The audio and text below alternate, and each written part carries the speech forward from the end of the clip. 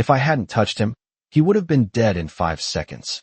That was the first thought that came to me later, when everything was already broken and nothing could be undone. But at the time, I didn't think. I just moved. And maybe that's what scares me the most, how natural it felt to step into a world that was never meant for someone like me. My name is Ava Brooks, 24 years old, working double shifts at a midtown restaurant where the cheapest bottle of wine costs more than my weekly grocery bill. And that night started like every other night, with tired feet, a forced smile, and the quiet promise that if I just made it through another shift, maybe things would get a little easier. But they never do. Not really. Not when you're the kind of person people look through instead of at.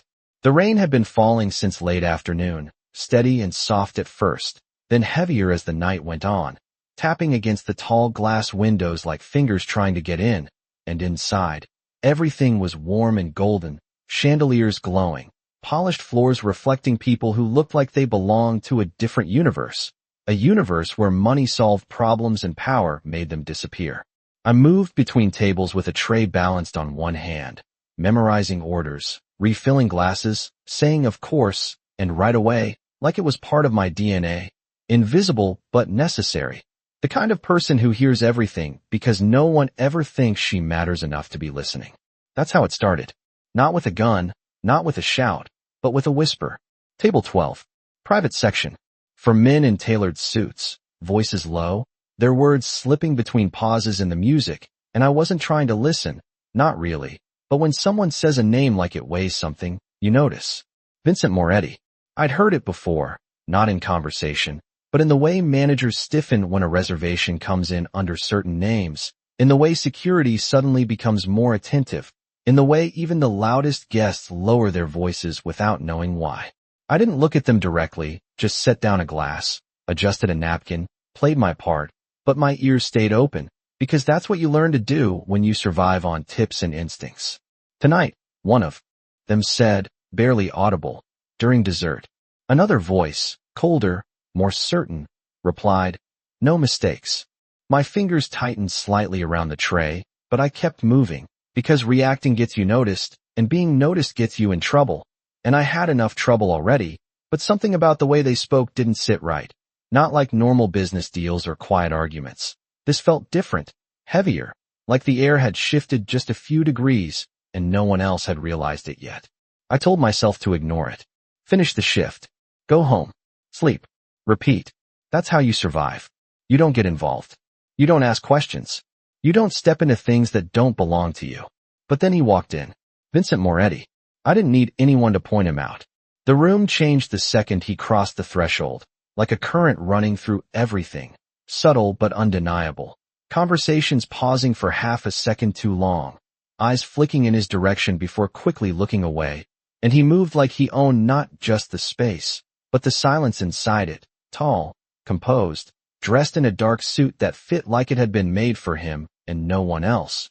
His expression calm, unreadable, the kind of calm that isn't softness but control. He didn't look at me. Why would he? I was just another waitress carrying glasses and pretending not to be exhausted. But for a second, as he passed, his gaze lifted, and it felt like standing too close to something powerful, not dangerous in a loud way, but in a quiet, precise way, like he noticed more than he let on. I should have walked away. I should have stayed in the kitchen, counted plates, avoided that section entirely. But instead, I found myself back near table 12, refilling water that didn't need refilling, my heart beating just a little faster than it should, because now I knew what those whispers meant, or at least enough to understand that something was about to go wrong. Dessert service started. Plates moved. Silverware clinked softly, the kind of normal that hides something underneath. I saw it then, not clearly, not enough to explain, just a glance between two of the men, a subtle nod, a shift in posture that didn't belong in a relaxed dinner, and my stomach dropped in a way I couldn't ignore anymore. Leave. I told myself. Walk away. This isn't your problem. But my feet didn't listen. They carried me closer, past his table, close enough to feel the tension like static in the air, and before I could talk myself out of it, before logic could catch up with instinct, I reached out, my fingers brushing the sleeve of his jacket, just enough to get his attention, just enough to change something, and I leaned in, my voice barely more than breath. Stay quiet, I whispered. Don't move. He didn't pull away, didn't react the way anyone else would. His eyes shifted to mine, sharp, focused, like he was measuring something in a split second that felt longer than it should have been, and then the world tilted. A sharp sound cut through the room, not loud enough to be chaos, but enough to shatter the illusion of safety. Glass somewhere behind him breaking with a clean, sudden crack, people turning, confusion spreading like ripples, and I didn't wait, I didn't think, I just moved again, my hand gripping his arm, pulling him down slightly, out of the line of something I couldn't fully see but knew was there. Silence followed. Not complete, but heavy, uncertain, like the room itself was holding its breath. His hand closed around mine, steady, firm, grounding in a way that made my pulse spike even higher. "How did you know?" he asked, his voice low, controlled. But there was something underneath it now, something sharper, more focused, and I opened my mouth, but no words came out, because across the room, one of the men from table 12 was no longer pretending to be just another guest. And in that moment, I realized something that made everything worse. This wasn't random. This wasn't a mistake. This was planned. And somehow, without meaning to, I had just stepped right into the center of it. The room did not explode into chaos the way movies make you believe it will. It shifted, subtly, dangerously, like something invisible had cracked beneath the surface, and everyone felt it at the same time, but no one knew where to look. Conversation stuttered, forks paused midair, a woman near the window laughed too loudly, and then stopped when no one joined her, and I was still standing too close to him, my hand trapped in his. My pulse racing so fast I could feel it in my throat. Vincent Moretti did not look at the broken glass behind him. He did not turn toward the source of the sound. He looked at me. Only me, like I had just rewritten something he thought was certain, and that was somehow worse than if he had been angry. "Answer me," he said quietly, his voice low enough that no one else could hear it, but it carried weight, the kind that made your body respond before your mind caught up. "How did you know?" I swallowed, trying to find words that would not get me dragged into something I could not survive. "I heard them," I said finally, just above a whisper. "At table 12. They said tonight." His grip on my hand tightened for half a second, not painful, but deliberate, like he was marking the moment, and then he released me, slowly, controlled, as if letting go was a decision, not a reflex. He straightened, adjusted his cuff like nothing had happened, like the room had not just tilted on its axis, and then his eyes shifted, scanning, calculating, moving through people the way someone reads a map. I followed his gaze without meaning to, and that was when I saw it clearly for the first time. The man who had been speaking earlier was no longer seated. He stood near the edge of the private section, posture too still, expression too composed, like he was waiting for something that had not gone according to plan.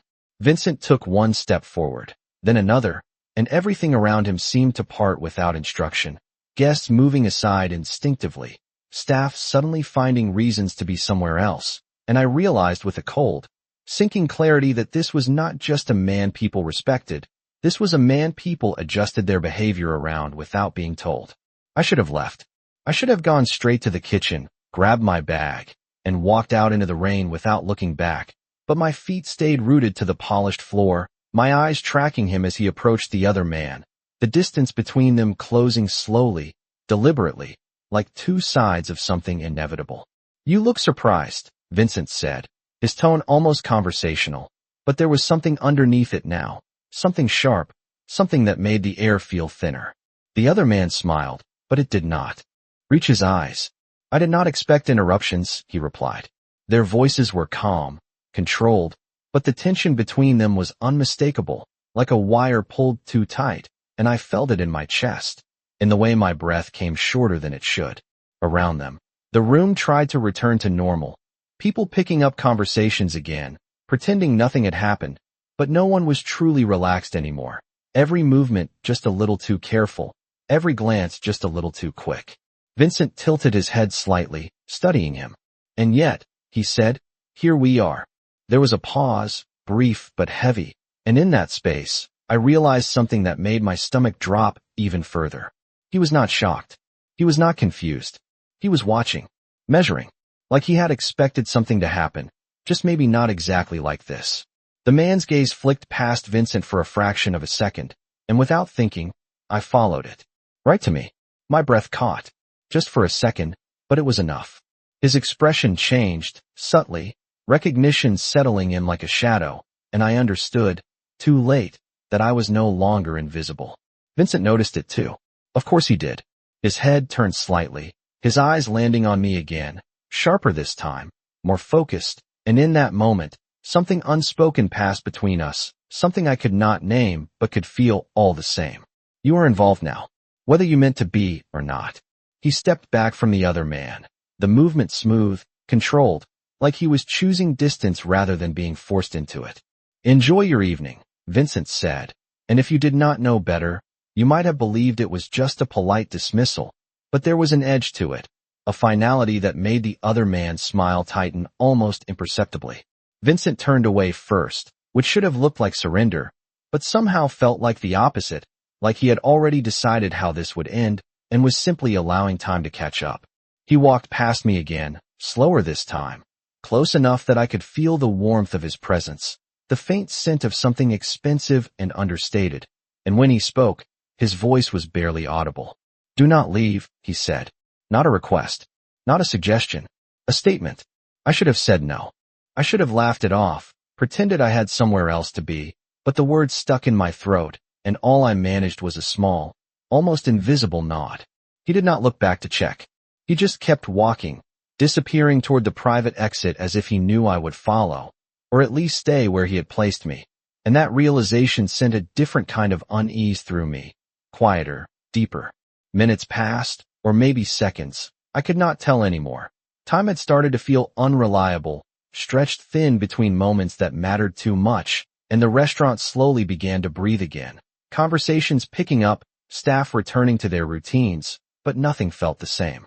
I moved mechanically, clearing a table that did not need clearing, refilling a glass that was already full, my mind replaying everything in fragments I could not quite piece together.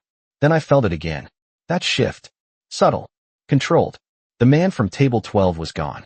Not walked out. Not excused himself. Gone in the way that leaves no trace, but still feels deliberate. My chest tightened. This was not over. Not even close. I turned toward the private exit without thinking, my feet moving before my brain could argue. And as I pushed the door open, the cool night air hit my face, sharp and grounding. The rain still falling in steady sheets, the city lights blurring beyond it. And there, under the overhang, Vincent Moretti stood waiting, like he had known exactly how long it would take me to come find him, his posture relaxed, but his eyes alert, fixed on me with an intensity that made everything else fade into the background. You heard them, he said, not a question this time. I nodded, my voice finally finding its way back. Yes. He studied me for a long moment, silent, assessing, and then he exhaled slowly, like he had reached a conclusion he was not entirely comfortable with. Then you understand something important, he said. You are no longer just a waitress who overheard the wrong conversation. The rain intensified, drumming against the pavement, filling the silence between us. Then what am I? I asked, before I could stop myself. His expression did not soften, but something in his gaze shifted, just slightly, like I had crossed another invisible line. You are a variable, he said. And, in my world, variables do not stay uncontrolled. My stomach dropped. Not from fear exactly. Something sharper than that. Because the way he said it, the calm certainty in his voice, made one thing very clear. Walking away was no longer an option. The rain did not slow down. It grew heavier, like the city itself was trying to wash something away, and I stood there under the narrow strip of cover beside him, my shoes damp, my heart still refusing to settle into anything close to normal, because nothing about this felt normal anymore.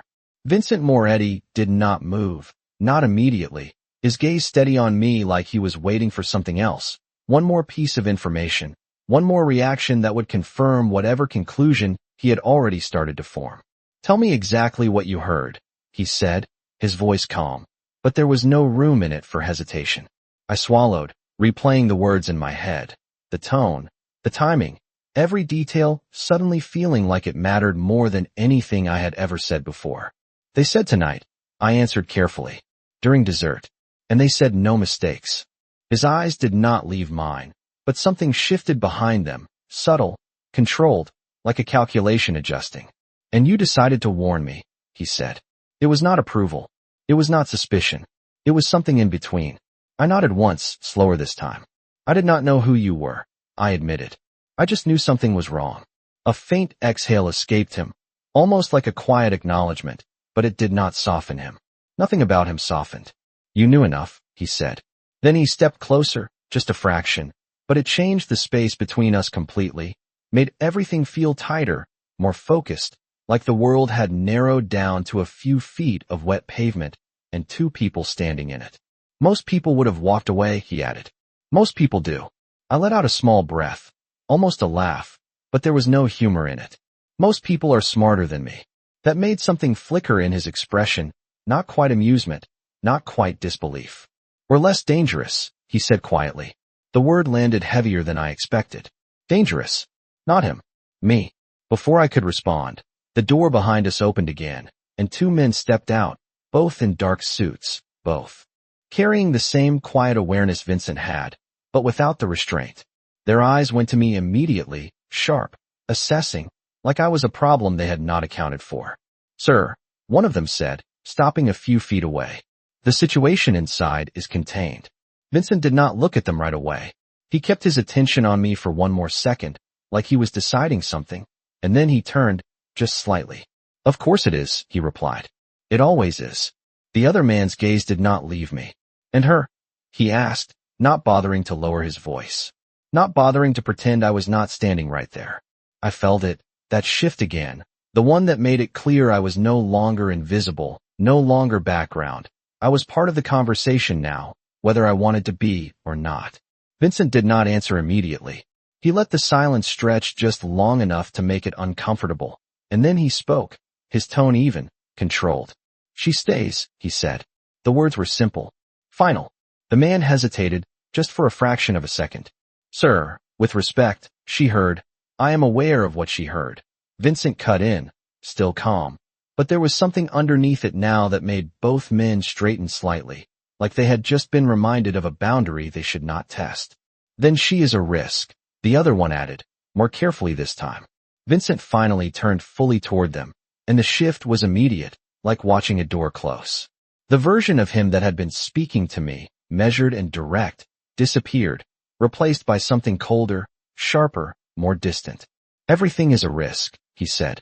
The question is whether it is useful. His gaze flicked back to me for half a second, just enough to make my chest tighten again. She is. The rain filled the silence that followed, steady, relentless, and neither of the men argued further.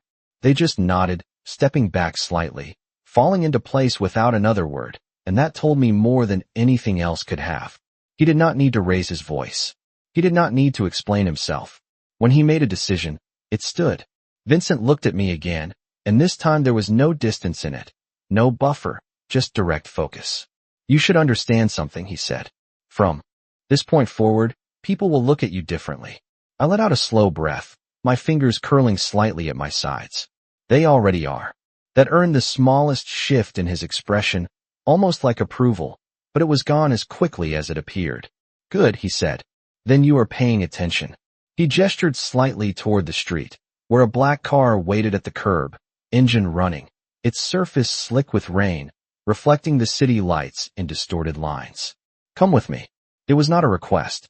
I hesitated anyway, just for a second, just long enough for the part of my brain that still believed in normal choices to try and catch up. I have a shift, I said, the words sounding weak even to me. I cannot just leave.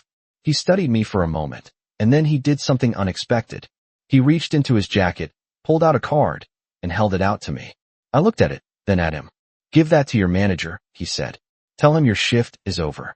I did not take it right away. And if I do not? I asked. His head tilted slightly, like he was considering the question, but there was no real uncertainty in it. Then you go back inside, he said. You finish your shift. You pretend none of this happened. He paused, just long enough for the weight of his next words to settle. And tomorrow, you will still be part of this. The rain seemed louder suddenly, like it was pressing in on the moment. Because you saw too much? I asked quietly. Because you acted, he corrected. That is the difference. I stared at the card in his hand, the simple piece of paper suddenly feeling heavier than anything I had ever held, Because it was not just an excuse to leave work. It was a line, a choice, a step into something I did not understand. My life, the one I knew, the one that made sense even when it was hard, was still inside that restaurant, just a few feet behind me. But out here, standing in the rain with him, everything felt different. Sharper, more real, and more dangerous. I reached out and took the card. His fingers brushed mine for the briefest second, warm despite the cold air, steady despite everything else, and that small contact sent a ripple through me I could not explain. He nodded once, like that was all the confirmation he needed, and then he turned toward the car without another word.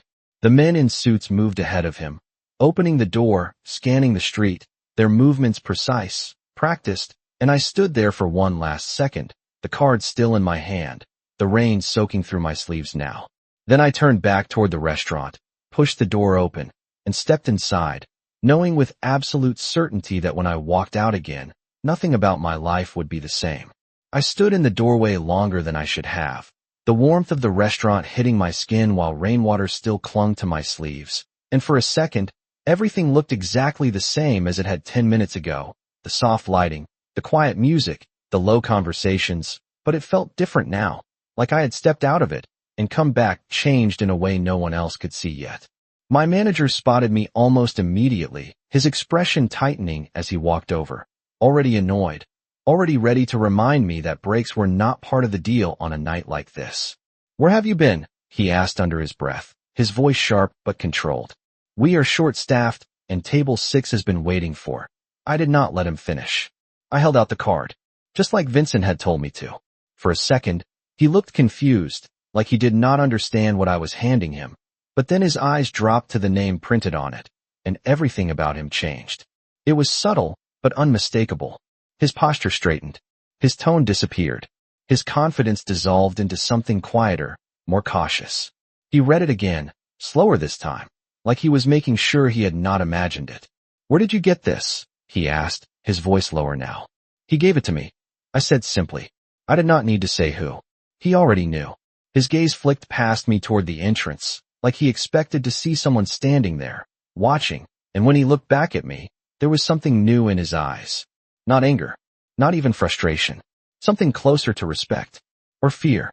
Maybe both. He handed the card back to me. Carefully, like it mattered. "Your shift is over," he said. No argument. No lecture. Just that.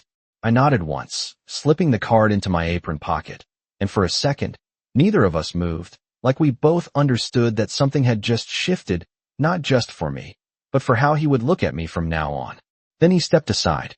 That was it. No questions. No instructions. Just space. I turned away, my steps slower this time, more deliberate, weaving through the tables one last time, but everything felt different now. Every glance lingering a second too long, every movement slightly more aware, like I had crossed into a version of this place that operated on rules I had not known existed before tonight. When I pushed the door open again, the rain hit me immediately, colder this time, sharper, like it had been waiting, and the car was still there, engine running, lights reflecting off the wet pavement in long, distorted lines. Vincent had not moved far. He stood near the curb, one hand in his pocket, the other relaxed at his side, his posture calm, but there was nothing casual about it. He looked up as soon as I stepped outside, like he had been tracking the exact moment I would return. "Done?" he asked. I nodded. "Done." He studied me for a second, like he was confirming something, and then he opened the car door himself. Not one of the men. Not a driver. Him. The gesture was simple, but it carried weight, like everything else he did. "Get in," he said. I hesitated again, but not for long this time, because I already knew hesitation would not change anything, and maybe part of me understood that whatever this was, whatever line I had crossed, I was already too far in to pretend I could step back out. I slid into the car, the interior warm and quiet, the sound of the rain dulling the moment the door closed behind me, like the world outside had been shut off. The seat was softer than anything I was used to, the air carrying a faint scent of leather and something subtle, expensive, controlled, and for a second, I just sat there, my hands resting in my lap, my mind trying to catch up to everything that had happened in what felt like a few seconds and an entire lifetime at the same time. The other door opened, and Vincent got in beside me, The movement smooth, unhurried, like he had done this 1,000 times and nothing about tonight had changed his rhythm. The car pulled away almost immediately, no delay, no wasted motion, merging into the street like it belonged there, like it owned the space it moved through. I watched the restaurant disappear in the rear window, the golden light fading behind sheets of rain, and something in my chest tightened, not regret exactly, but awareness, like I was watching one version of my life slip out of reach. "You are very quiet," Vincent said after a moment. His voice was softer inside the car, less sharp, but no less controlled. I let out a small breath, my eyes still on the window. "I am trying to understand what just happened." "And?" he asked. I turned my head slightly, looking at him now. "I think I made a mistake." That earned a faint reaction, something almost like interest. "Most people do," he said. "The difference is whether they recognize it." I studied him for a second, trying to read something in his expression, but it was like trying to read glass, clear and reflective at the same time. "Do you think it was a mistake?" I asked. He did not answer right away. He looked forward, his gaze steady, like he was considering more than just my question. "I think," he said finally, "that you changed the outcome of something that was already in motion." He paused, just briefly. "That makes you significant." The words settled heavier than I expected. "Significant does not sound safe," I said quietly. That almost made him smile. "Almost." "It is not," he agreed. Silence filled the space between us again, but it was not empty. It was charged, like there were a dozen questions neither of us had asked yet, and all of them mattered. The city moved around us, lights blurring through the rain, buildings passing in quiet streaks, and I realized I did not even know where we were going. "Where are we going?" I asked. He turned his head slightly, his eyes meeting mine again, and there it was, that intensity, that focus that made everything else fade just a little. "Somewhere you can stay," he said. My stomach tightened. "Stay?" He nodded once. "For now." "For now" sounds temporary, I said. "Everything is temporary," he replied. "The question is what happens before it ends." I looked back at the window, the city unfamiliar now, even though it was the same streets I had always known, and for the first time since I stepped outside, the weight of it all settled in fully. I was not going home. Not tonight. Maybe not tomorrow. And the man sitting beside me, calm, composed, completely certain of his decisions, had already decided that for me. I should have been terrified.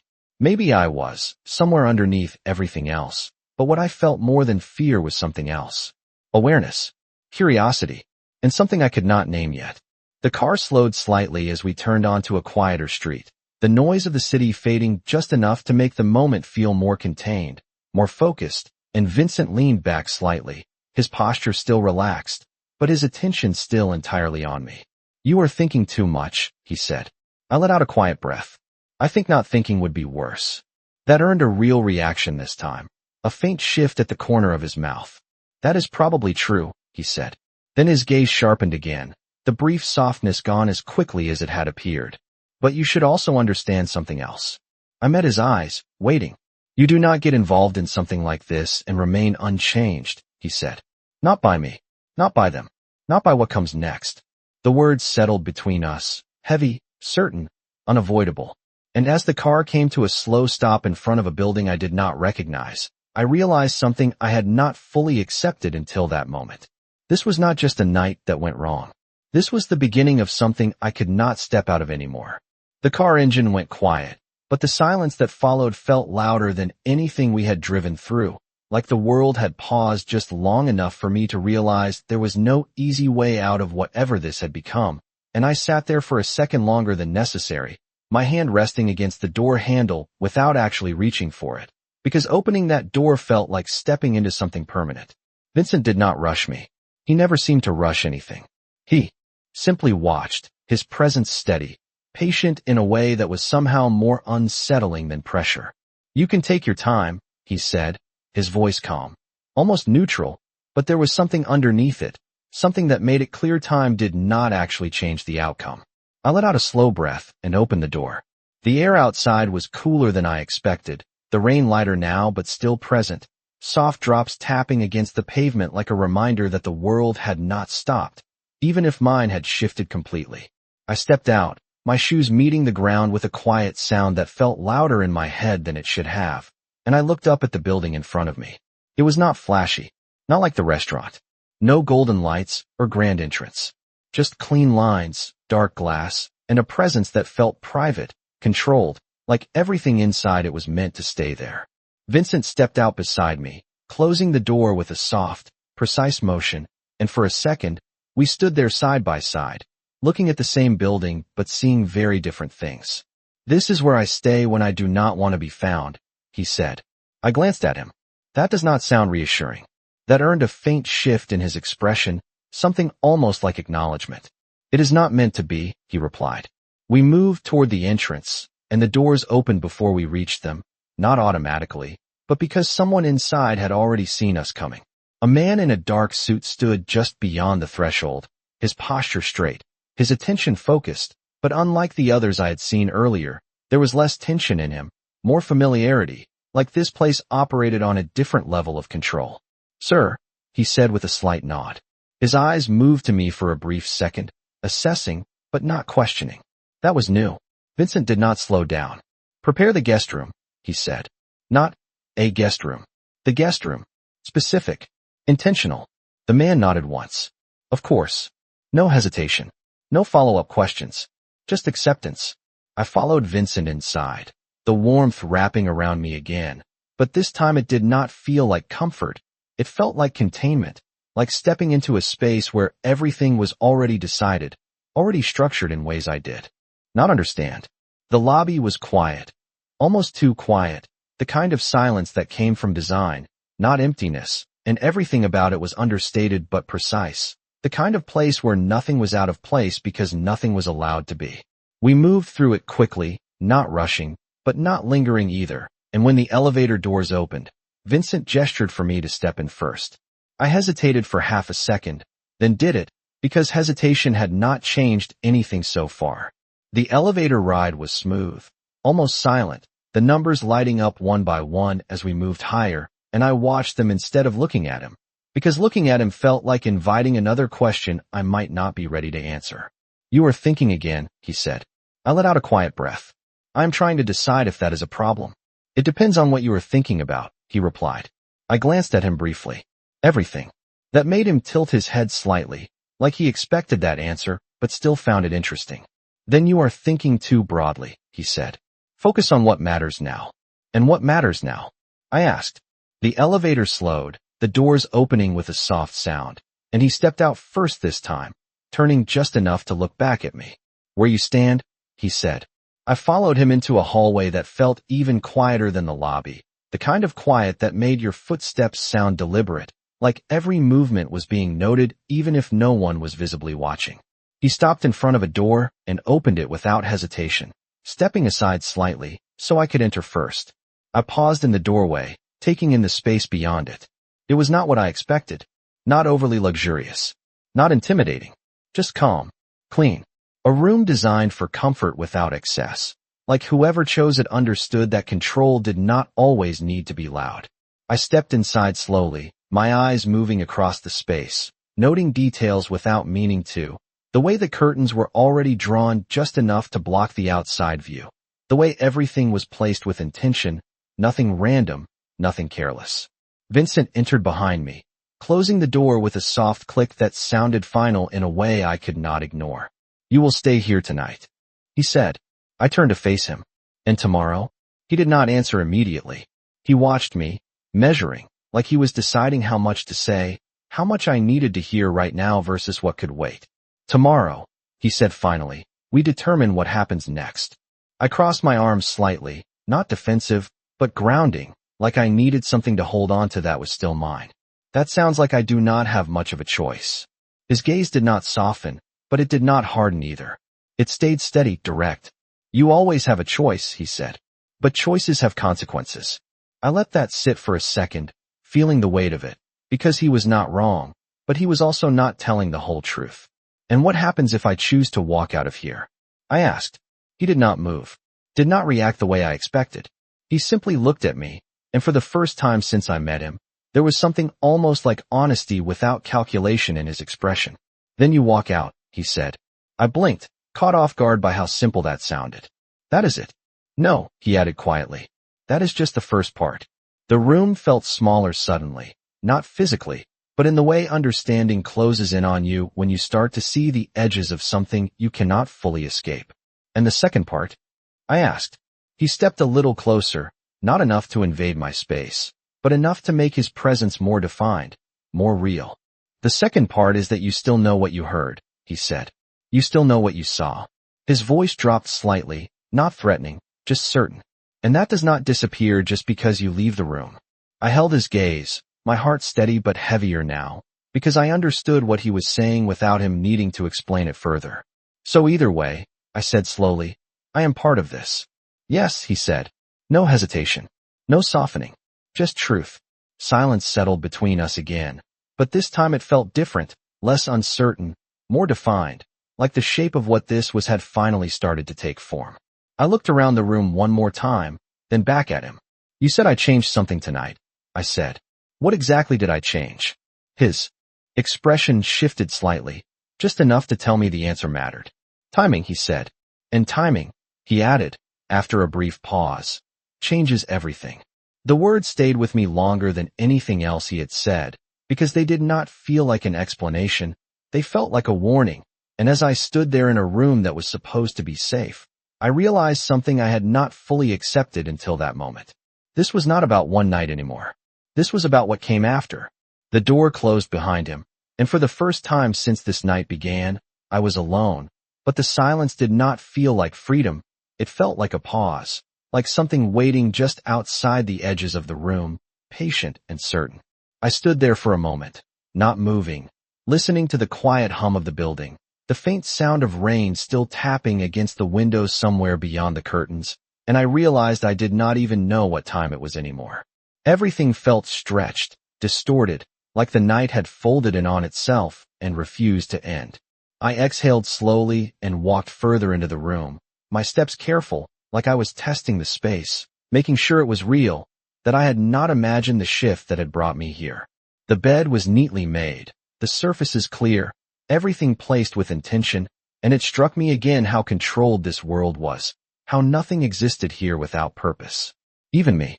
I reached into my apron pocket and pulled out the card he had given me earlier, turning it over in my fingers, reading the name again like it might mean something different now. Vincent Moretti. It did not feel like a name anymore. It felt like a decision. I set the card down on the table and moved toward the window, pulling the curtain back just slightly. The city stretched out below, lights blurred by the rain, distant and familiar at the same time, and for a second, I imagined walking out of this building, catching a cab, going back to my apartment, crawling into my bed like nothing had happened. The image felt incomplete, not impossible, just unreal, like a version of my life that had already closed without me noticing. A soft knock at the door pulled me back. I turned, my body tensing. Slightly before I could stop it. Yes, I called, my voice steady, even if everything else was not. The door opened just enough for a woman to step inside, older than me by at least 20 years, dressed simply but professionally, her expression calm, observant in a way that felt practiced rather than intrusive. Miss Brooks, she said gently, I have brought you something to change into. She held out a neatly folded set of clothes, soft fabric, neutral colors, nothing extravagant, but clearly chosen with care. I hesitated for a fraction of a second before stepping forward and taking them. Thank you, I said, my voice quieter now. She nodded once, her eyes lingering on me just long enough to suggest she saw more than I was saying, but she did not ask questions. If you need anything, there is a phone by the bed, she added. Someone will answer at any hour. Someone. Not a name. Not a person. Just someone. I nodded again. Okay. She turned to leave, then paused at the door, glancing back at me with something softer in her expression. You are safe here, she said. The words were meant to comfort. I could tell, but they landed differently than she probably intended. Safe here. Which meant not safe somewhere else. Which meant this place was not just a room. It was a boundary. Good night, she added, then closed the door behind her, leaving me alone again. But this time the silence felt different, less empty, more defined, like the space had been acknowledged, confirmed. I changed slowly, the unfamiliar clothes fitting better than I expected, like they had been chosen with more precision than a simple guess. And that thought sent a small, uneasy ripple through me. How much did he already know? I sat on the edge of the bed afterward, my hands resting in my lap, staring at nothing in particular, my mind replaying everything in pieces I could not quite organize. The whispers, the glass, his voice, the way he looked at me like I had shifted something important. I leaned back slightly, letting out a quiet breath, and for the first time, exhaustion started to creep in, heavy and insistent, pulling at the edges of my awareness. But sleep did not come easily. Every time I closed my eyes, I saw fragments, felt the tension of that moment. Again, heard his words repeating in a way that refused to settle. You are a variable. Variables do not stay uncontrolled. I turned onto my side, staring at the ceiling, trying to focus on something simple, something normal, like counting the faint lines in the paint. But even that felt distant, like normal had become something I could not quite reach anymore. Time passed. I was not sure how much. Minutes. Maybe an hour. The rain softened outside, the steady rhythm fading into something lighter, almost quiet, and just as my body began to give in to the pull of sleep, there was another knock at the door. Softer this time. More deliberate. I sat up immediately, my heart picking up again, the brief calm disappearing as quickly as it had come. Yes, I said, my voice sharper than before. The door opened without waiting for more, and Vincent stepped inside, closing it behind him with the same quiet precision as earlier. He was not wearing his jacket anymore, just a dark shirt, the sleeves rolled slightly at his wrists, but nothing about him looked less controlled, less composed. If anything, he seemed more focused, like whatever had happened earlier had not ended, just moved into a different phase. You are not asleep, he observed. I let out a small breath. I tried. He nodded once, like that was expected. This kind of night does not end easily, he said. I watched him for a second, trying to read something in his expression, but like always, there was only what he chose to show. Why are you here? I asked. He did not answer immediately. He stepped further into the room, his gaze moving briefly across the space, taking in details I had barely noticed before returning to me. Because things have changed, he said. The words felt familiar, but this time they carried more weight, more urgency. They already changed, I said quietly. No, he replied. That was the beginning. A small pause. Just long enough for the next part to land harder. Now they respond. My stomach tightened slightly. To what? I asked, even though part of me already understood. His eyes held mine, steady, unflinching. To you. The room felt smaller again, not physically, but in the way truth closes in when it finally takes shape. I did not do anything, I said, my voice lower now. You acted, he corrected. That is always something. I held his gaze, trying to stay grounded in something that still felt like mine. So what happens now?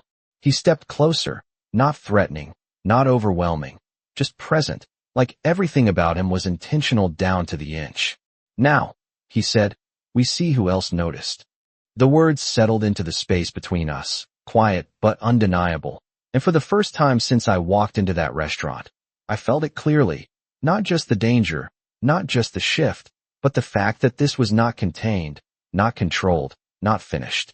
It was expanding, and somehow, I was at the center of it.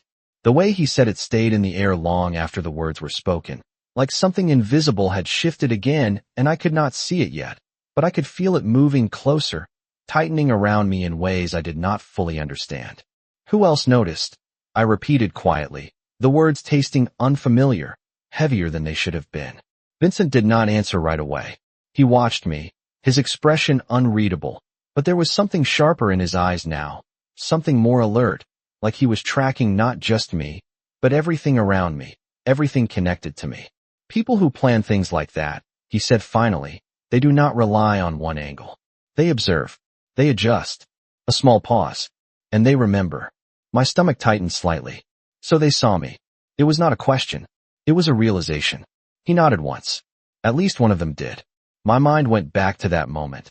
The glance, the recognition, the shift in the man's expression when his eyes met mine, and suddenly it felt clearer, sharper, like a photograph coming into focus too late. Then why am I here? I asked, my voice steady, even if everything inside me was not. If I am a risk, why not just let me leave and disappear?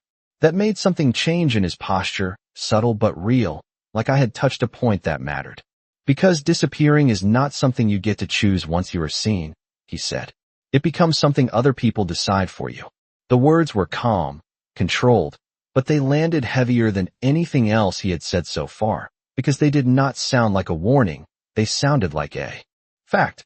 I crossed my arms slightly, grounding myself again. So you are deciding for me instead. He did not deny it. I am managing the outcome, he corrected. I let out a quiet breath, shaking my head just a little. That does not sound better. That almost made him smile again, but it did not last. It is not supposed to, he said. Silence settled between us, but it was not empty. It was filled with everything we were not saying, everything that had not been explained yet, and I could feel it building, like pressure that had not found a release. Then tell me what I am supposed to do, I said finally, my voice firmer now. Because standing here and waiting does not feel like a plan.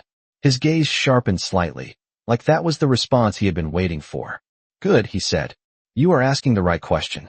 He moved past me then, walking toward the small table near the window where I had left the card earlier, his fingers brushing against it briefly before he picked it up, turning it once in his hand like it was something more than just a piece of paper. You go back to your life, he said. I blinked, caught off guard by how simple that sounded. What? He looked at me again. Tomorrow. You go back to work. You follow your routine. You act like nothing has changed. I stared at him for a second, trying to process that. That is your plan? I asked. Pretend. Observe, he corrected. There is a difference. He set the card back down, his movements precise, controlled. If they noticed you, they will not act immediately. They will watch. They will wait to see if you are a problem. And if they decide I am? I asked quietly. His eyes held mine, steady, unflinching. Then we already know who they are, he said. The way he said we made something shift in my chest, something I did not want to examine too closely yet. You are using me, I said, not accusing, just stating what felt obvious now. He did not react defensively. He did not deny it. I am positioning you, he said. There is a difference. I let out a small breath, almost a laugh, but there was no humor in it. You keep saying that, I said. It still feels the same. He stepped closer again, not enough to overwhelm, but enough to make his presence undeniable. That is because you are still looking at it from where you were, he said. Not where you are now. The words landed deeper than I expected. I held his gaze, trying to stay steady, trying to keep control of something in a situation where I clearly had very little. And where exactly am I now? I asked. His answer came without hesitation. In the part of the story where your choices matter more than your intentions. The room felt quieter somehow, like even the air had shifted to make space for that sentence. I looked away for a second, my mind catching on the weight of it, the implication that whatever I did next was not just about survival anymore. It was about consequence. And what about you? I asked, looking back at him. Where are you in this story? That made something flicker in his expression, something I had not seen before, not quite vulnerability, but something closer to honesty. I am in the part where I make sure the outcome is controlled, he said. As much as it can be. I studied him for a second, really looked this time, at the way he held himself, the way he spoke, the way everything about him seemed deliberate, like nothing was left to chance unless he allowed it. You knew something was going to happen tonight, I said slowly. It was not a full realization yet, but it was getting closer. He did not confirm it. He did not deny it. He just watched me, waiting to see where I would go with it. You were not surprised? I added. Not really. A small pause. You were waiting. That was when his expression changed, just slightly, like I had finally stepped into the right place. I was prepared, he said. It was not the same answer. I could feel that. That is not the same thing, I said quietly. No, he agreed. Silence settled again, but this time it felt different, heavier, more defined, like something important had just shifted into place. I felt it then, the edge of something bigger, something I had not fully seen before, but could not ignore anymore. You said timing changes everything, I said. So what changed tonight that you did not expect? His gaze held mine, steady, intense, and for the first time since I met him, there was no calculation in it, no distance, just direct truth. You, he said.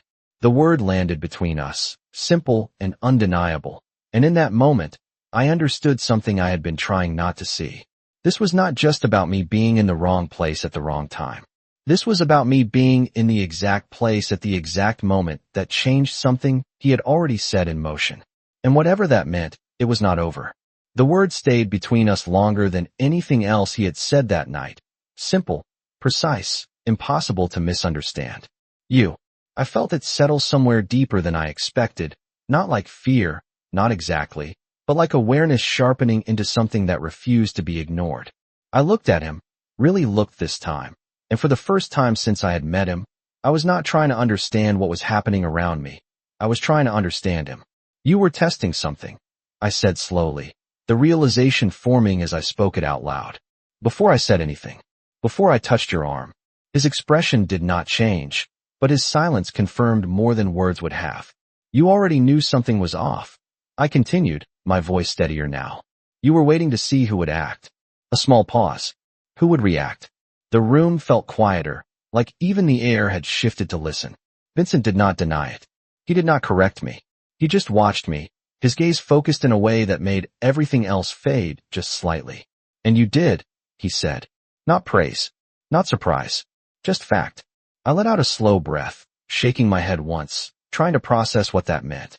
So this was not just about stopping something, I said. It was about revealing something. Everything reveals something, he replied. The question is whether you are paying attention when it does. I looked away for a second, my thoughts moving faster now, connecting pieces that had not made sense before. The way he had walked into that room. The way he had not reacted the way anyone else would have. The way he had looked at me like I mattered before I even understood why. You said timing changes everything, I said quietly. So, what did my timing change? He took a step closer, not enough to invade my space, but enough to make his presence feel more defined, more intentional. It confirmed something I needed to know, he said. I met his eyes again. What? A brief pause. Just long enough to make the answer land heavier. That not everyone in that room was predictable, he said. I blinked, caught off guard. You needed someone unpredictable? I asked. I needed to see who was not following the expected pattern, he corrected. You were not supposed to interfere. I almost did not, I admitted.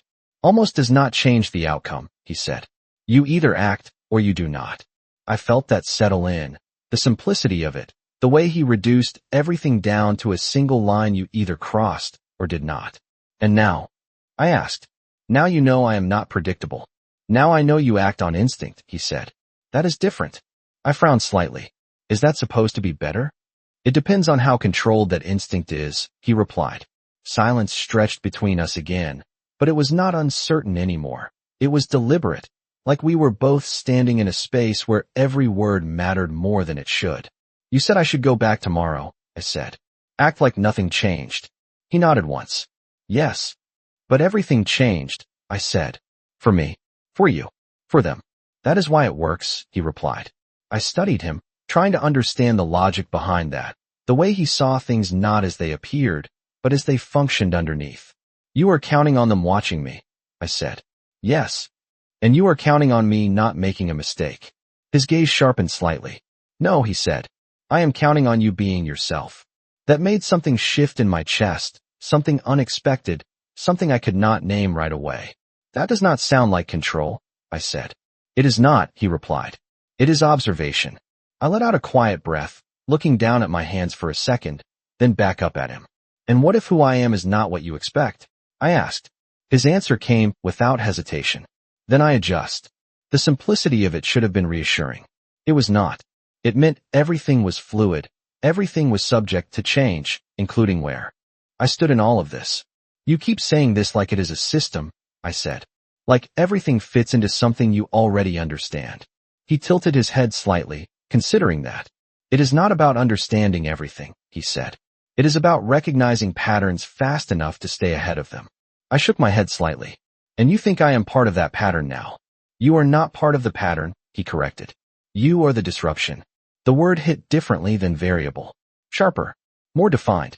I felt it settle in a way that made everything feel clearer and more complicated at the same time.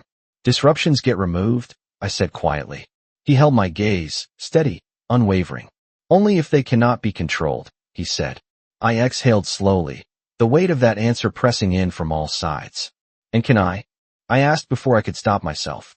The question hung there, more personal than I intended, more revealing than I was comfortable with. He did not answer immediately. He studied me, really studied me this time, like he was not just looking at what I had done, but what I might do next, what I might become in a situation like this. That, he said finally, is what we are about to find out. The room felt smaller again, not because of the walls, but because of the space between us, the tension, the awareness that whatever came next was not something I could step away from anymore. I looked toward the window, the faint glow of the city still visible through the curtain, the world continuing outside like nothing had changed, and I realized how far removed I already was from it.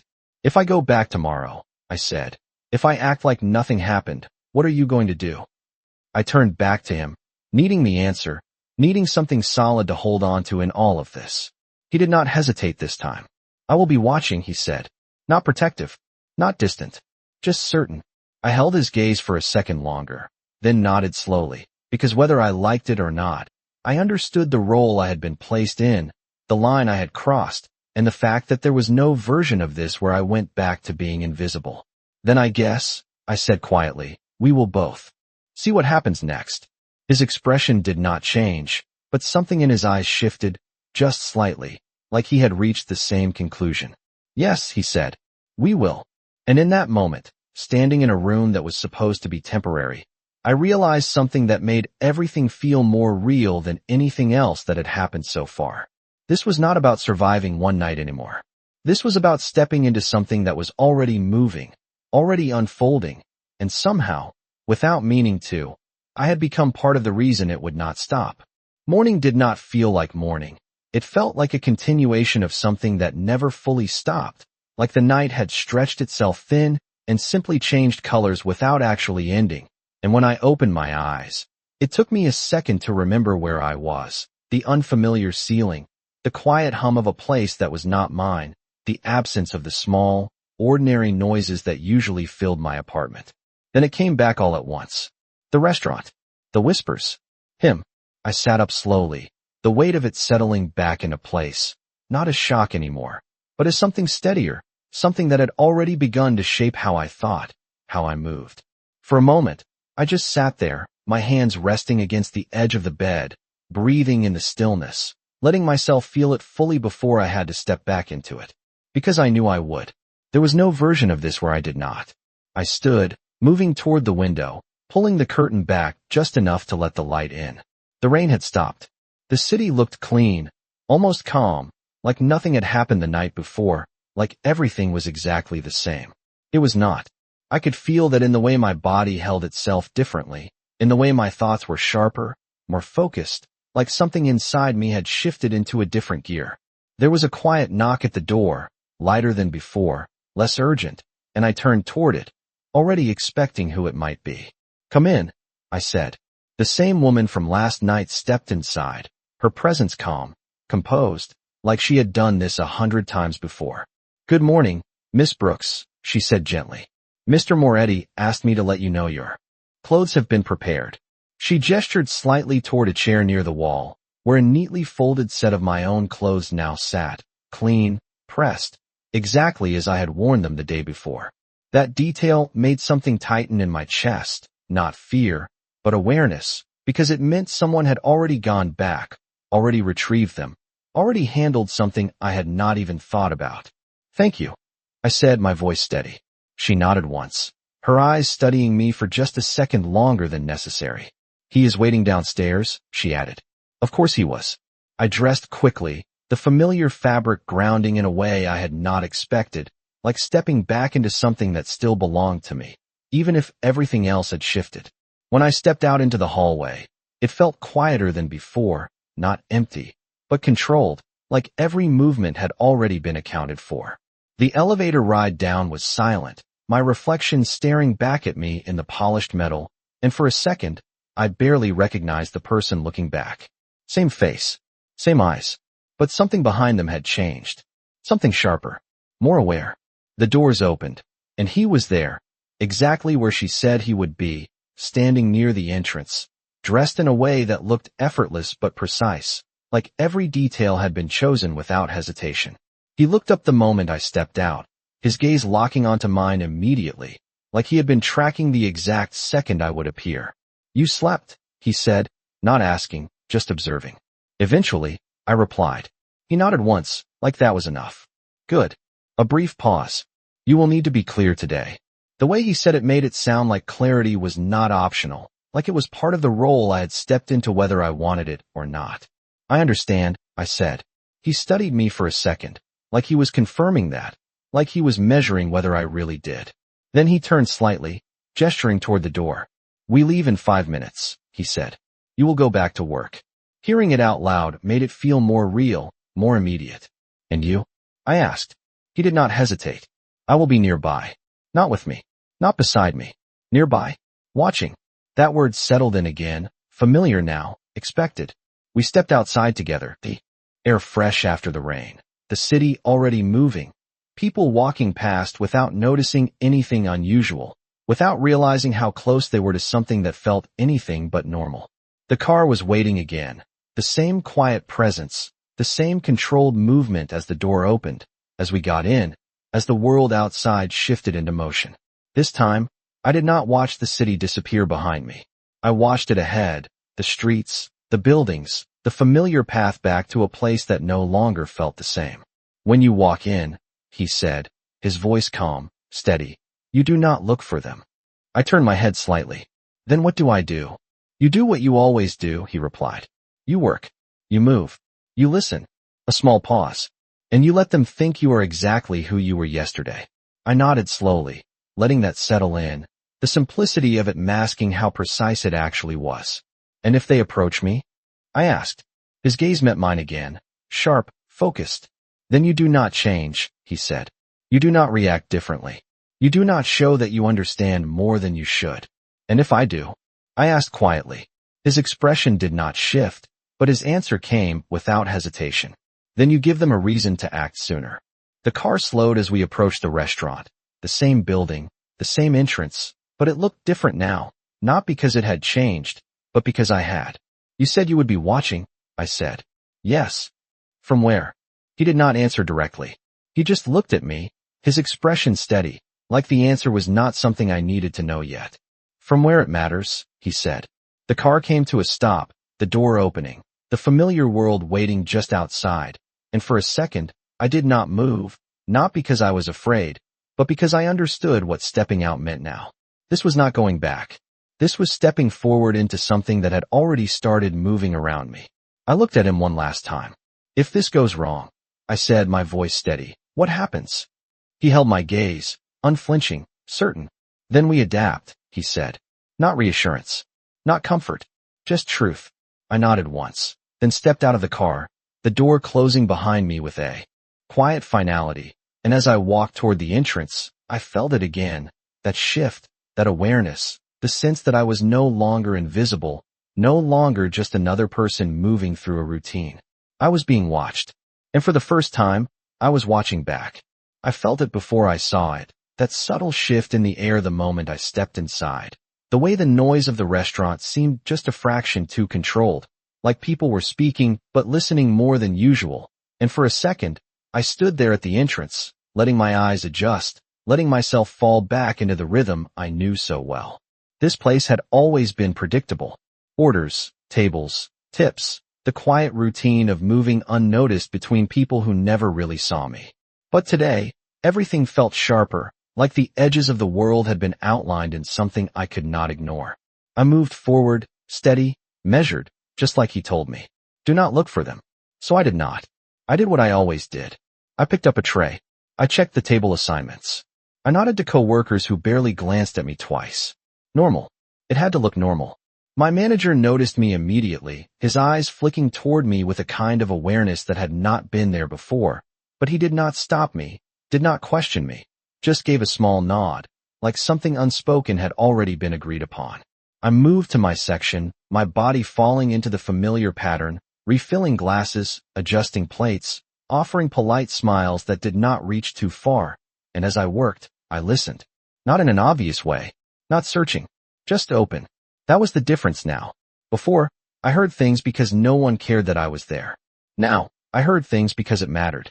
The private section was quieter than usual, not empty, but different, like the energy there had shifted overnight. Table 12 was occupied again. Not the same men. Different faces. Different posture. But the same kind of presence. Controlled. Intentional. I did not look directly. I passed by once. Then again, just part of the routine, just another waitress doing her job, but I felt it. One of them noticed me. Not in the way customers usually do, not distracted or dismissive, but focused. Brief. Calculated. My heartbeat. Adjusted, not faster, just aware. I kept moving. Do not react. Do not change. I repeated it in my head like it was part of the rhythm, part of the job now. A glass needed refilling at table 7. A plate needed clearing at table 4. I followed the sequence, the pattern, and in between, I listened. He adjusted the schedule. One voice murmured from the private section, low, controlled. Earlier than expected. Another voice responded, quieter. Then we adjust. The words slid past like they meant nothing, but I felt them settle somewhere deeper, like pieces of a conversation I was not supposed to understand yet. I moved past again, steady, and this time, I let my eyes lift just enough to catch a glimpse without lingering. One of the men met my gaze for half a second. That was all it took. Recognition. Not certainty. Not yet. But enough. I looked away first, just like I would have yesterday, just like I was supposed to, and I kept walking, my pace unchanged, my expression neutral, but inside, something tightened. They were watching. Not everyone. Not the whole room. But someone. And that was enough. Time moved differently now. Every minute felt longer, every second more defined, like I could feel the space between moments instead of just moving through them. I worked. I listened. I did not search, but I noticed. Patterns. Pauses. The way certain tables spoke less, but watched more. The way the private section did not fully relax, even when nothing seemed wrong. And underneath all of it, I felt it. Him. Not physically. Not in a way I could see. But present. Watching. From where it mattered. That thought grounded me more than anything else. Not comfort. Just structure. A reminder that this was not random, not uncontrolled, even if it felt that way. Then it happened. Not dramatic. Not loud. Just a shift. One of the men from the private section stood, his movement smooth, deliberate, and he walked toward the main floor, not toward the exit, not toward anyone specific, just moving. My hands did not stop. I continued clearing a table, my posture unchanged, my attention split in a way that felt almost natural now.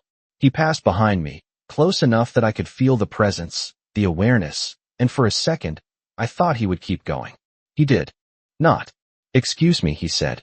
His voice was calm, neutral, the kind of tone that did not draw attention. I turned, just like I would for any customer, my expression polite, open. Of course, I replied. Can I help you? He studied me for a second, his eyes sharp but not aggressive, just searching. You were working last night, he said. Not a question, a statement.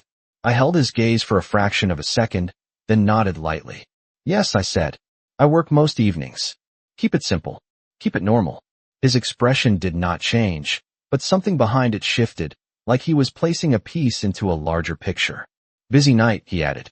I let out a small, professional smile. It usually is. Another pause. Brief. Measured. You must notice a lot, he said. I tilted my head slightly, just enough to suggest confusion without overplaying it. I notice when people need refills, I said lightly. That is about it. His gaze held mine for one more second, longer this time, like he was looking for something that was not there, or maybe something I was not giving him. Then he nodded once. Of course, he said. Just like that. He stepped past me, continuing toward the exit, his pace unchanged, his presence fading back into the rhythm of the room. But the moment stayed with me, sharp and clear. I turned back to the table I had been clearing, my hands steady, my movements precise, but inside, everything had shifted again. He had tested me. Not directly, not openly, but enough. And I had answered. Not with words. With control. With normal. I finished the table, moved to the next, and as I did, I felt it again. That awareness. That quiet confirmation. I was not invisible anymore. And somewhere, unseen but present, I knew he had seen it too. The moment he walked away, I knew it was not over, not because of anything obvious, but because of the way the air settled afterward, like something had been tested and quietly marked, and now it was waiting to see what came next. I kept moving, because that was the only thing that made sense, the only thing that kept me anchored in something familiar, even if it no longer felt the same. Table by table, step by step, I followed the rhythm I had known for years, but underneath it, everything had changed. I was not just serving anymore. I was observing. And more importantly, I was being observed. The private section did not call for me again, not directly, but I could feel it, the occasional glance, the subtle shifts in posture when I passed by, like they were recalibrating, adjusting their understanding of who I was, or who they thought I was. I moved through it carefully, not avoiding, not engaging, just existing in the space exactly the way I always had, because that was the point. Normal was not just behavior now. It was strategy. The hours passed, but they did not blur together the way they used to. Every moment felt distinct, like each one carried weight, like each small decision mattered more than it should. I noticed things I would have ignored before. The way one of the men in the private section never fully turned his back to the room. The way another checked his phone but never seemed distracted. The way conversations paused when certain people moved too close. Patterns. Subtle, but there. And once I saw them, I could not unsee them. My manager passed by me once, his usual urgency softened, replaced with something more measured, like even he felt the shift in the room without fully understanding it. He did not stop me. He did not question me. He just nodded again. That same quiet acknowledgement from earlier, and kept moving. That told me more than anything else. Something about me had changed in his eyes too. Not just because of the card. Because of what that card represented. The door opened near the entrance, and for a brief second, my attention flicked there without thinking, just instinct, just awareness, and I saw him. Not inside. Not fully visible. Just a reflection in the glass, faint but unmistakable. Vincent.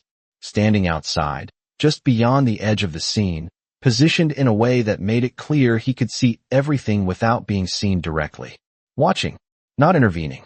Not stepping in. Just there. I felt something settle in my chest at that. Not comfort exactly, but structure again, like the invisible framework of this situation had been confirmed. I turned back to my table, my movement steady, but now I understood something I had not fully grasped before. He was not here to stop anything. He was here to see what happened when nothing was stopped. That realization shifted something inside me, made everything sharper, more defined. This was not about reacting anymore. It was about revealing. A plate needed clearing. A glass needed refilling. I moved through the motions, but my awareness stayed open, tracking without staring, listening without searching, and then, just as I reached for a tray near the service station, I heard it. Not from the private section this time. From behind me. She handled that well. The voice was low, controlled, just loud enough to be heard if you were paying attention. I did not turn. I did not react. I continued what I was doing, but my focus sharpened instantly. Another voice responded, quieter. Too well. A pause. Brief, deliberate. That is not coincidence. My fingers tightened slightly around the tray, but I kept moving, my expression unchanged, my pace steady. Do not react. Do not change. The words repeated in my mind, grounding me, keeping me in place. Or it is, the first voice said. And we are seeing patterns where there are none. You do not believe that, the second replied. Silence followed, but it was not empty. It was consideration, evaluation, the kind that did not need to be spoken out loud to be understood. I moved away from the station, carrying the tray back into the main floor, my heart steady but more aware now, because this was different. This was not a direct test. This was discussion. About me. And they were not sure yet. That mattered. I set the tray down at a table, my movement smooth, controlled, and as I turned, I caught it again. The reflection. Still there. Still watching. Vincent had not moved. Not significantly. But something about his posture had shifted, just slightly, like he had heard it too. Of course he had. He missed nothing. I walked past the private section again, just part of the routine, just another pass. But this time, the energy there felt different. Not tense. Not yet. But focused. Like something had been confirmed, not fully, but enough to change the way they were thinking. One of the men looked up as I passed, his gaze meeting mine for a fraction of a second longer than before. Not questioning. Not probing. Just noting. I looked away naturally, continuing on, but inside, something settled into place. They were no longer trying to figure out if I mattered. They were trying to figure out how much. The shift was subtle, but it was real, and I could feel it in the way the room moved around me. in the way the patterns adjusted just slightly, like everything was recalibrating in response to something small but significant. I reached the kitchen, setting the tray down, letting out a slow breath I had not realized I was holding, and for a second, I closed my eyes, just to reset, just to remind myself where I was, what I was doing. Then I opened them again, sharper, clearer, and I understood something that had not fully formed until now. This was not just about being watched anymore. This was about being measured. And somewhere outside, just beyond the edge of it all, he was watching that too. The word measured stayed with me longer than anything else, not because it was new, but because I finally understood what it meant, not just in theory, but in practice, in the way every movement I made now carried weight, in the way every glance, every pause, every decision was being quietly evaluated by people who did not need to say anything out loud. I stepped back onto the floor, my posture steady, my expression neutral, but inside, everything had sharpened into something more deliberate, more controlled. This was no longer about reacting. This was about consistency. The private section remained occupied, but the energy there had shifted again, not tense, not aggressive, just aware, like a room where everyone knew something important had changed, but no one was willing to acknowledge it directly. I moved past once, then again, my pace even, my attention split in that careful way I had learned, and I could feel it, the difference in how they looked at me now. Not curiosity, not suspicion, assessment.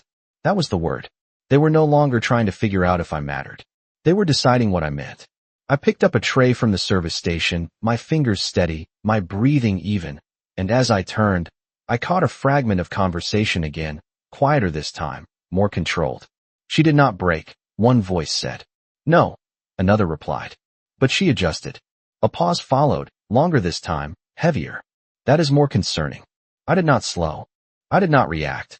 I moved exactly the way I would have if I had not heard anything at all, because that was the point. They were watching for change. So I gave them none. I crossed the floor, delivered the tray, cleared a table, and as I did, I felt it again, that awareness from outside, faint but steady, like a constant presence just beyond the edge of everything. He was still there, still watching, not intervening. That part mattered more than anything else. This was intentional. He wanted to see how this played out. He wanted to see how I handled it. The realization settled into something steadier, less unsettling than before, because now I understood my role more clearly. I was not here to stop anything. I was here to show something. And they were trying to decide what that was.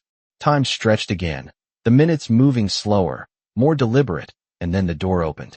Not the main entrance. The side entrance near the private section. Subtle. Controlled. I did not look directly, but I felt it, the shift in attention, the way the room adjusted just slightly, like something important had entered without needing to announce itself. A new presence. Different. The voices in the private section lowered further, their posture tightening just enough to be noticeable if you were paying attention. I moved past again, just part of the routine, just another pass, and this time, I let my gaze lift just enough to catch the edge of it. A man I had not seen before. Older. Composed in a way that did not need to prove anything. The others did not lead the room anymore. He did. That was clear in the way they angled toward him, the way they waited half a second longer before speaking, the way the conversation shifted around his presence without him needing to say a word. My heartbeat adjusted, not faster, just focused. This was new, and new meant important. I moved on, not lingering, not looking back, but I felt it, the change in gravity, the way everything in that section now revolved around him. The kind of presence that did not need attention to command it.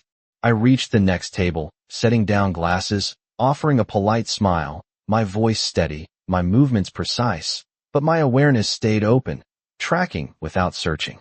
The conversation behind me resumed, quieter, more controlled, and I caught a single phrase as I stepped away. So this is her. The words were soft, almost conversational, but they carried weight, like a conclusion had just been reached, not fully, but enough to shift the direction of everything. I did not react. I did not turn. I continued walking, my pace unchanged, my posture steady, but inside, something settled into place. It was no longer a question. They knew. Not everything. Not yet. But enough. I reached the kitchen again, placing the tray down, my fingers lingering for a second longer than necessary, grounding myself in something solid, something that did not shift with every glance or word. I closed my eyes briefly, then opened them again, sharper, clearer. This was the moment. Not dramatic, not loud, just defined. The point where observation turned into decision. I stepped back onto the floor, my movement steady, and as I did, I caught it again. The reflection, still there. Vincent had not moved far, but his posture had changed, just slightly, like he had seen it too, like he understood exactly what that phrase meant, exactly what had just shifted. I walked past the private section one more time, not slower, not faster, just part of the rhythm, and this time, I felt it clearly. The room was no longer measuring me.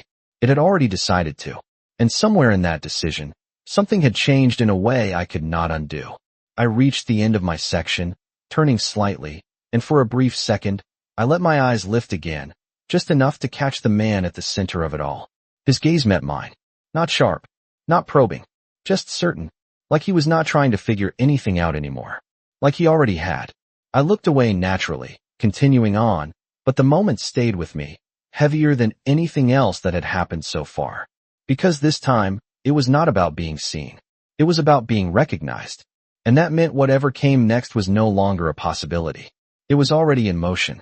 The moment our eyes met, I understood something that could not be undone, not with distance, not with silence, not even with time. Because recognition is different from attention, and once someone recognizes you, they stop guessing and start deciding. I did not break eye contact. Immediately, not long enough to challenge, not short enough to seem afraid, just enough to remain exactly what I had been all day, consistent, controlled, unreadable in the ways that mattered. Then I looked away, just like I would have before, just like I was supposed to, and I kept moving, because stopping would mean acknowledging something that neither of us had said out loud yet. But it was there, clear, defined, final. The shift had happened. I could feel it in the way the room settled after that moment. Not tense, not chaotic, but certain, like a quiet agreement had been reached without needing to be spoken.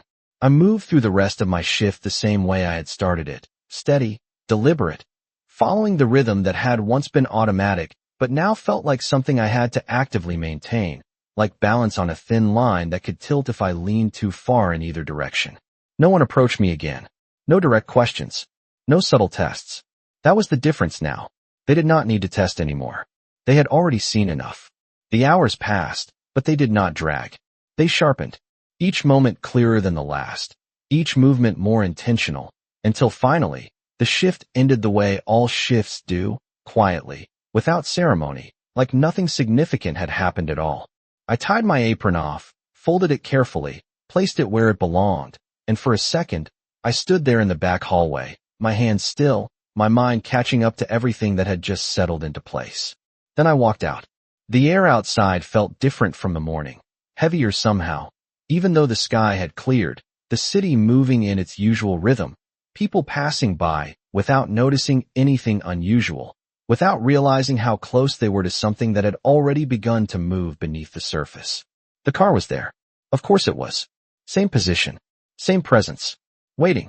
I walked toward it without hesitation this time, because hesitation did not belong here anymore, not in this version of events, and the door opened before I reached it, like it had been timed, like everything about this was still being controlled down to the second. I slid into the seat, the quiet of the interior closing around me again, familiar now in a way it had not been. Before, and a second later, he was there, the door closing softly as he took his place beside me. Vincent did not speak immediately. He did not need to. The silence between us was not empty. It was full of everything that had just happened, everything that had been seen, everything that had been decided. They recognized you, he said finally. Not a question, not a guess, a conclusion. I nodded once. Yes. He studied me for a moment, his gaze steady, measuring something deeper than my answer. And you did not change, he added. No, I said. A brief pause. I could not. That made something shift in his expression, not surprise, not approval, something more complex, like acknowledgement of something he had expected but still needed to confirm.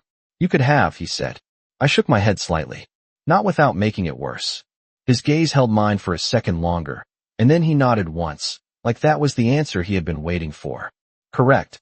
The words settled between us, simple but final, like a line had been drawn and I had stayed exactly where I needed to be. The car began to move, the city sliding past outside the window, but I did not look at it this time. I looked at him. They know I am connected now, I said. Not how, not why, but enough. He did not deny it. Yes. So what happens next? I asked. He leaned back slightly, his posture relaxed, but his attention still entirely focused, like the answer mattered, but not in a way that required urgency. Now they decide how to respond, he said. I let that settle for a second, the weight of it clear now, not abstract anymore, not something I could distance myself from. And you? I asked. What do you decide? That made something change in the air between us, subtle but real, like the question had shifted the focus slightly, not away from me, but towards something else, something more balanced. He looked at me, really looked, and for the first time, there was no calculation in it, no distance, just clarity. I already did, he said. I felt my chest tighten slightly, not from fear, but from the certainty in his voice. And? I asked quietly. He did not look away. You stay, he said. The words were simple, but they carried weight, not possession, not command, something else, something more deliberate. Not because you have to, he added, after a brief pause. Because at this point, leaving changes nothing. I held his gaze, feeling the truth of that settle in, not as a threat, but as a reality I could not ignore. And staying does? I asked. A small pause. Just long enough to make the answer matter. Staying gives you a place in what happens next, he said. The car slowed slightly as we turned onto a quieter street, the noise of the city fading just enough to make the moment feel more contained, more focused, and I realized something then that had been building all day, something I had not fully allowed myself to acknowledge until now. This was not about being pulled into something anymore. This was about choosing where I stood inside it. I looked away briefly, then back at him, my voice steady when I spoke again. And if I choose to stay, I said, I am not just part of it. His gaze sharpened slightly, like he already knew where I was going. I am responsible for it, I finished. Silence followed, but it was not empty. It was confirmation. He nodded once. Yes. The words settled deeper than anything else. Not heavy, not overwhelming, just real. I leaned back slightly, exhaling slowly, and for the first time since this started, I did not feel like I was reacting. I felt like I was deciding.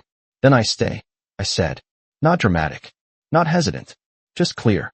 His expression did not change, but something in his eyes did, something subtle, something that felt like the beginning of something else, not control, not strategy, something quieter. Good, he said. The car came to a stop, the door opening, the same building from the night before waiting ahead, but it did not feel the same now. Nothing did.